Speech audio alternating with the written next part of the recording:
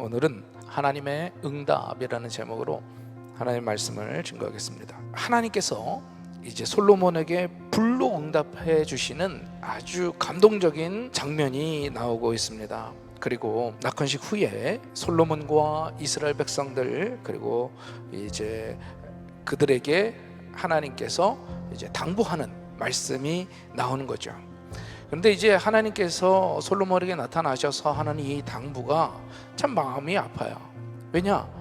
우리는 이제 솔로몬이 이 처음에 이렇게 놀랍게 하나님을 기쁘시게 했다가 나중에 여러 부인들을 거느리면서 이제 변질내는 모습들을 보게 되니까 이 하나님의 당부가 그냥 허튼 소리처럼 넘어가지 않더라는 거죠. 정말 하나님께서 이렇게 말씀하셨음에도 불구하고 솔로몬은 제대로 지키지 못했던 것들, 아쉬운 마음들이 든다는 거예요.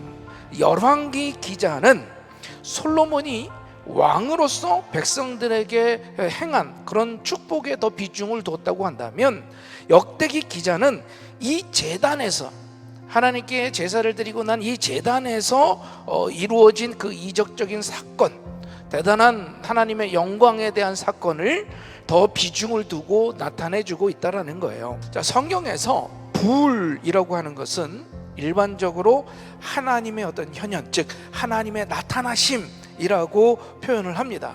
또 하나님의 어떤 능력에 대한 것을 하나님의 불로서 나타나죠. 그래서 솔로몬이 기도를 마치자 하늘에서 불이 내려와서 재물을 살랐다라고 하는 것은 하나님께서 솔로몬이 지은 성전과 그의 기도를 기쁘게 받으셨다라고 하는 것을 보여주고 있는 거예요. 그들이 찬양하고 기뻐하고 예배하고 하는 모습을 하나님도 기뻐하셨다는 거예요. 그래서 그것이 불로 임하여 하나님의 영광이 증거되었다라고 하는 거예요. 우리가 여기서 생각해야 될 것이 바로 이런 겁니다.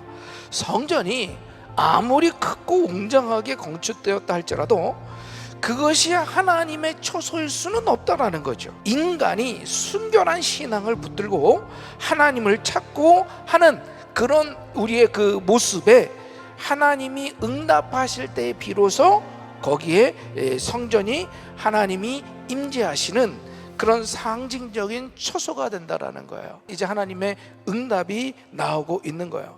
어떤 말씀이 들어있느냐? 축복과 저주의 경고가 함께 들어있다는 거예요. 아무리 외형상 장엄하고 화려한 성전이 건축되었다 할지라도 그 성전 자체가 하나님의 축복의 보장이 되지 않는다라는 거죠. 그 성전을 향해서 기도하는, 다시 말하면 하나님께 붙들려서 기도하는 그 사람이 중요한 것인 줄로 믿습니다.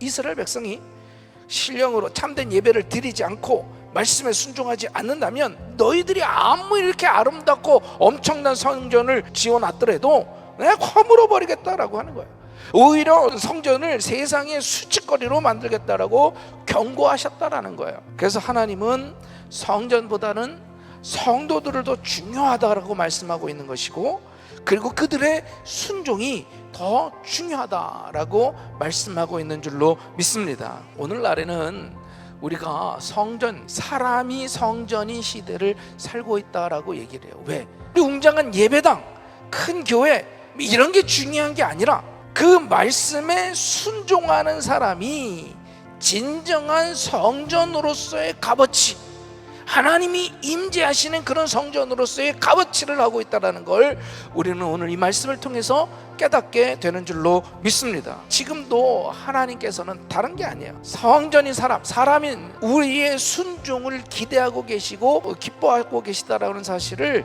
우리는 기억해야 할 줄로 믿습니다.